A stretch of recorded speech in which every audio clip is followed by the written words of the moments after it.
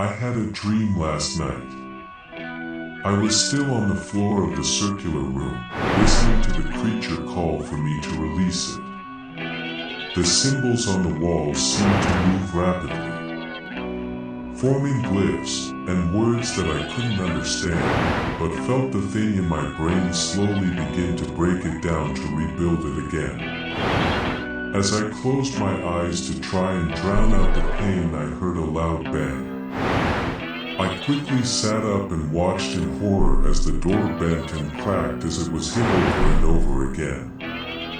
It sounded like hundreds of fists were pounding on the door all at once before, with a deafening crash, the door caved in. I noticed this door no longer led to the hallway where the smoke beasts were. Just beyond the door frame lay the steps to the basement. I looked quickly for the creature that had just broken down the door. All I saw though were the steps leading down into the inky black abyss that made up the basement. I tried to back away from the door, but I felt the thing in my head lock my body into place, forcing me to present myself before whatever just broke the door down. I tried to look away, but my eyes were kept open. I saw movement.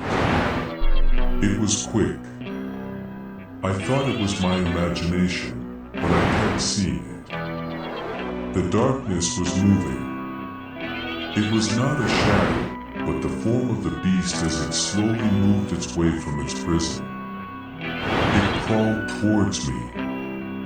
No, it walked, ran, flew. It appeared before me. I saw it do all these simultaneously, and yet none of these at the same time. The darkness towered over me. I tried to see what it looked like, but just as its shape started to form, I woke up. I woke up with a gasp, trying to inhale as much oxygen as I could. It felt like all the air had been sucked from my lungs.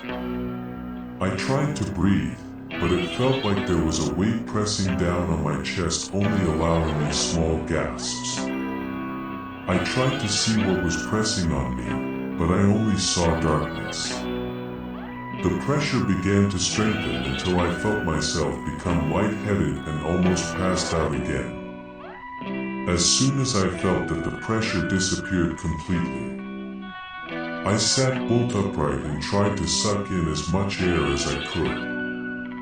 I felt a burning on my chest. I looked and saw that in the middle of my chest, burned through my shirt and onto my bare skin, was a symbol. It was a crescent shape connected to a stalk with two lines coming from it. I immediately thought it looked kind of like a flower, but my mind gave me the image of what it truly represented. A being. The being from my dream. The being in the basement. Its form constantly shifted and changed. It had hundreds, maybe even thousands of forms. I watched as its form shifted. I saw it interacting with beings. My mind broke just attempting to comprehend them. I felt blood begin to leak from my eyes and nose as I was forced to witness its life. Millennia. Eons. A number of years that humans could never comprehend writing, let alone attempting to imagine living. I felt the blood vessels in my eyes burst as the strain in my brain became too great. I heard it whisper to me again from the basement.